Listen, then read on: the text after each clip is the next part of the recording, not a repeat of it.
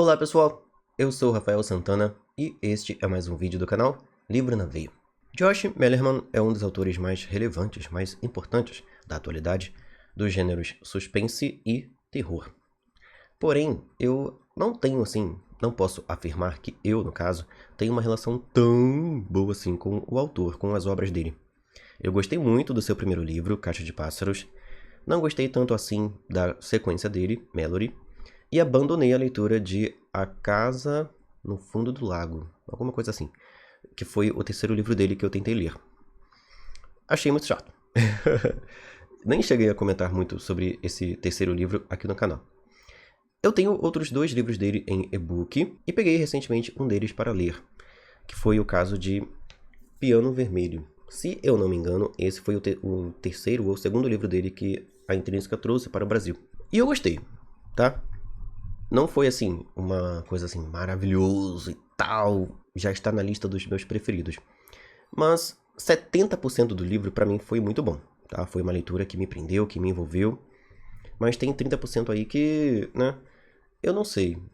Eu acho que durante a escrita desse livro, ou durante o planejamento da trama, eu acho que o Josh passou pela mesma situação que o Stephen King. Eu acho que ele usou algumas substâncias que não deixaram ele raciocinar muito bem. Tem algumas explicações sobre os mistérios da história que eu não compreendi. Assim, foi como ouvir uma aula de física ou de química dada por um professor que fala e no final não falou nada.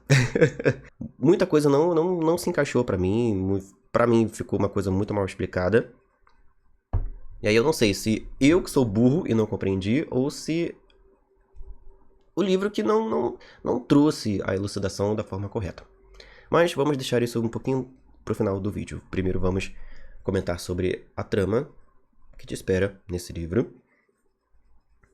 Mas antes, claro, né, vamos também pedir para que você se inscreva aqui no canal, certo? Se você ainda não fez isso, se inscreva, deixe o seu like nesse vídeo se você gostar da resenha de hoje. E se você quiser ler Piano Vermelho, adquira pelo link de afiliado do canal que está na descrição do vídeo, tá bom? Você já sabe que fazendo isso estará contribuindo com o meu trabalho aqui no YouTube, certo? Pois bem, vamos lá. Piano Vermelho.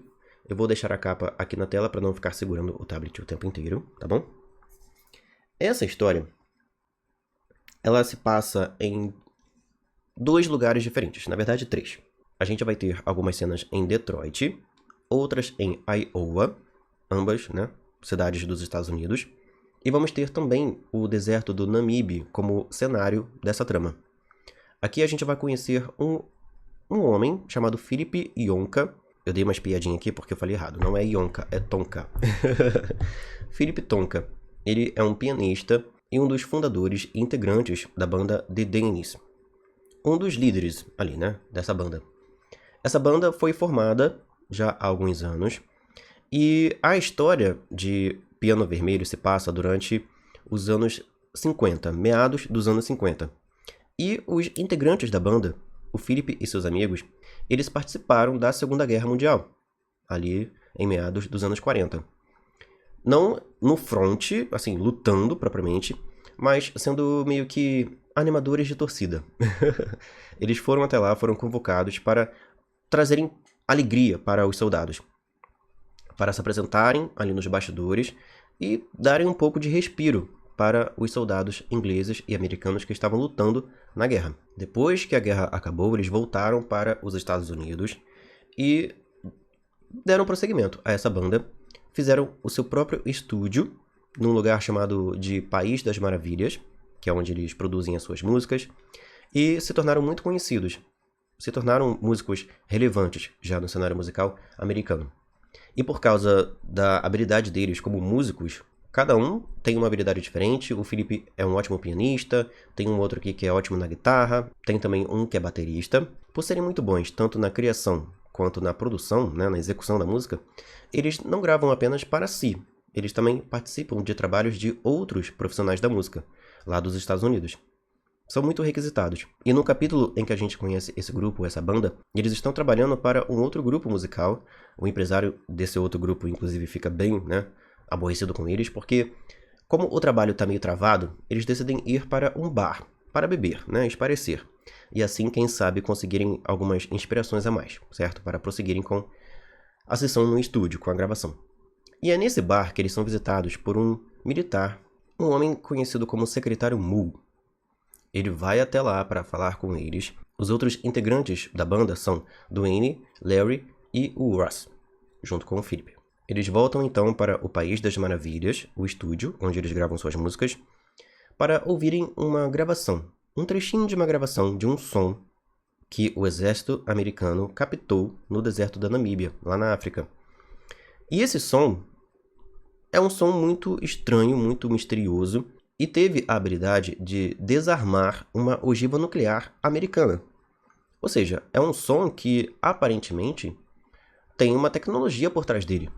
Alguma coisa ali que os americanos não sabem identificar, não sabem contra o que estão lidando.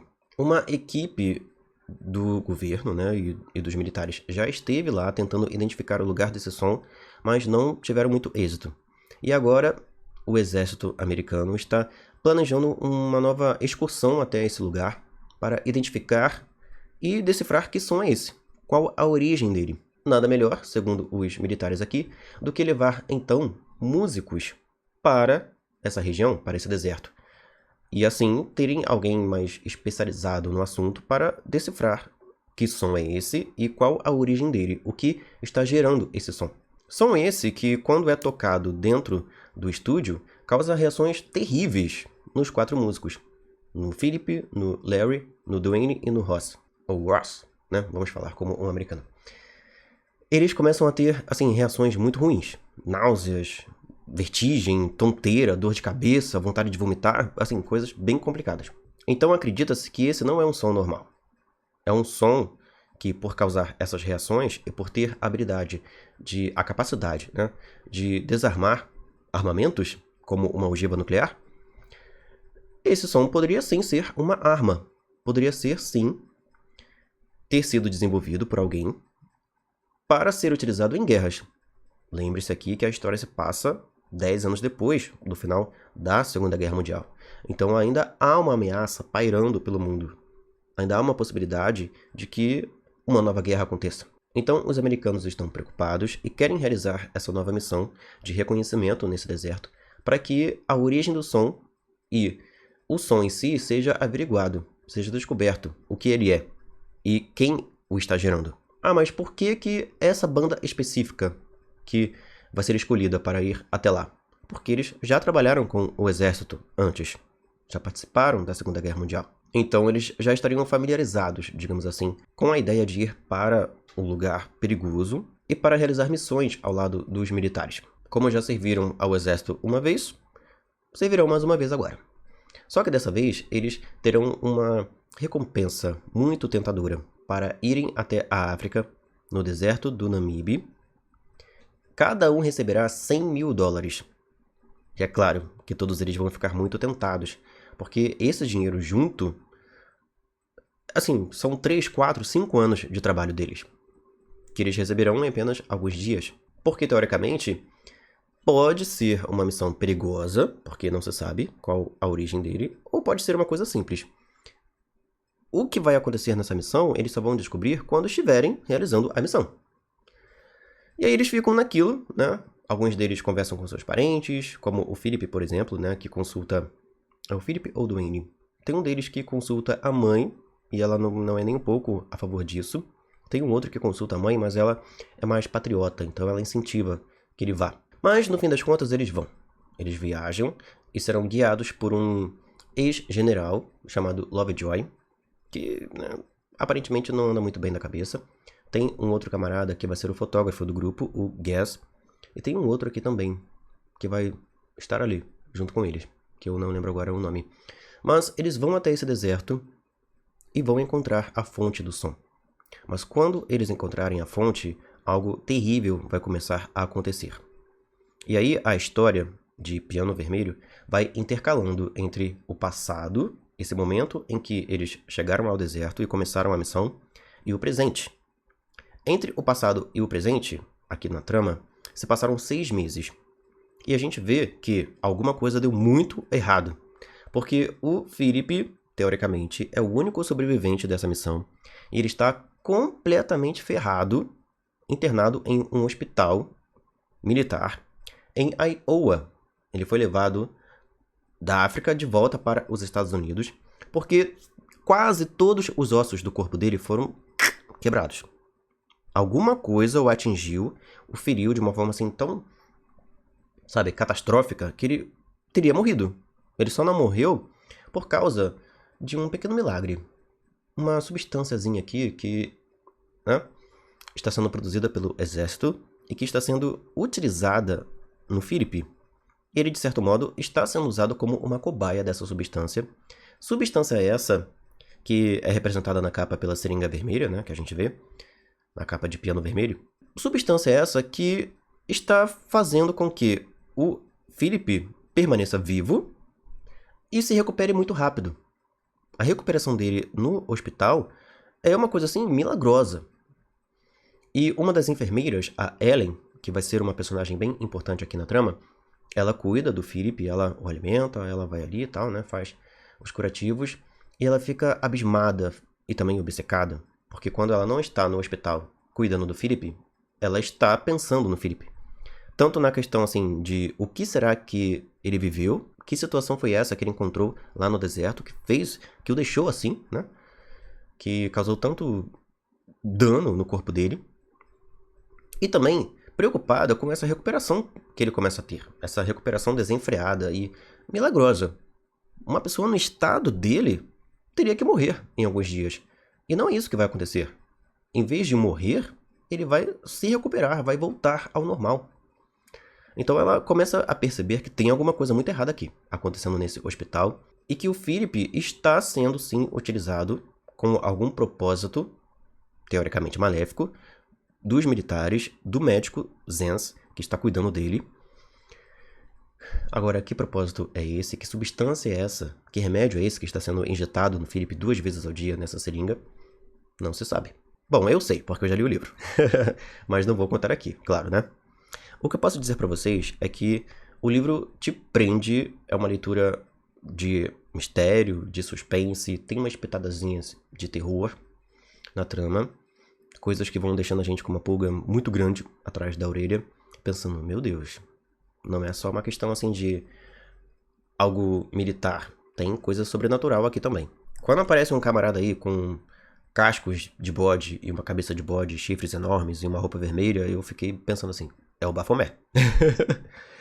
Mas depois vem algumas outras coisas, algumas outras explicações, novas informações vão sendo acrescentadas ao mistério por trás do que aconteceu no deserto, de o que gera esse som e por que esse som existe, qual o propósito por trás dele.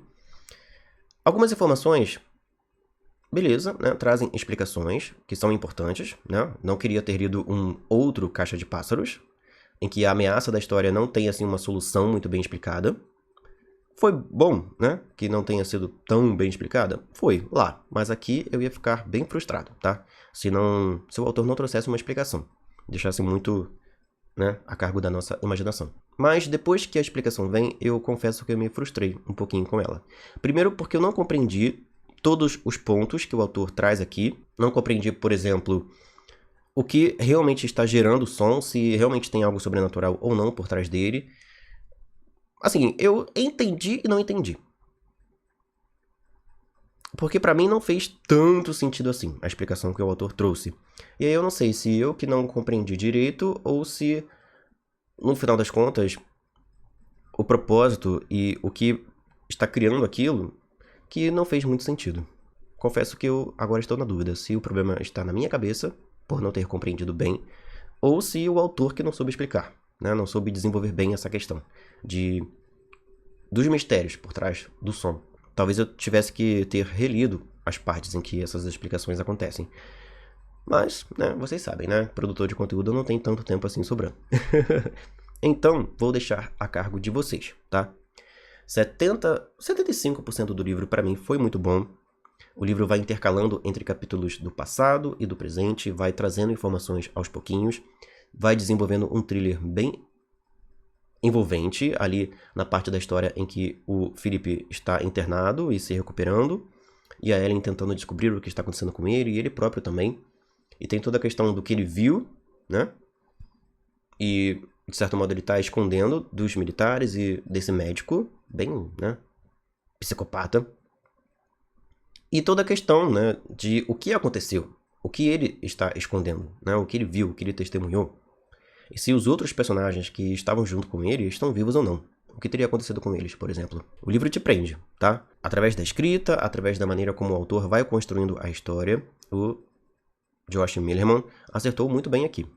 Só essa parte das explicações, pra mim, que ficaram, né, que deixaram um pouco a desejar. Eu não vou cravar aqui que o livro é ruim, claro que não. O livro é bom.